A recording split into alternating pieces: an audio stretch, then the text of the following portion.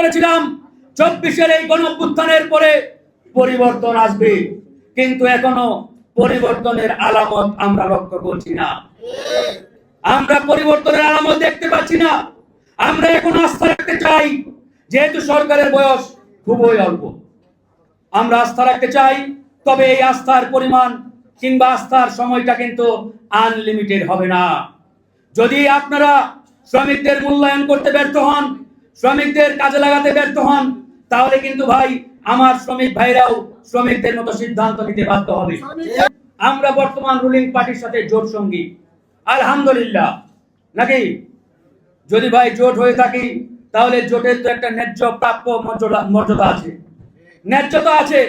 কিন্তু আমার শ্রমিক ভাইরা, আমাদের বিভিন্ন উইং এর নেতৃবৃন্দ বলেন, আমরা যখন কোনো দপ্তরে যাই, অফিসে যাই, আমাদেরকে মূল্যায়ন করা হয় না, আমাদের দিকে অনেক সময় চোখ তুলেও তাকান না।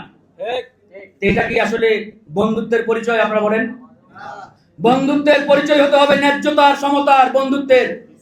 এখানে কোনো অসমতা থাকলে তখন কিন্তু দেখা যাবে এই বন্ধুত্বের যে সম্পর্ক, এই সম্পর্কে চির ধরবে, ফাটল ধরবে। আমরা সেরকম পরিস্থিতি হোক সেটা কিন্তু চাই না। আমরা চাই বন্ধুত্বের এই ধারায় সম্পর্ক অব্যাহত থাকুক।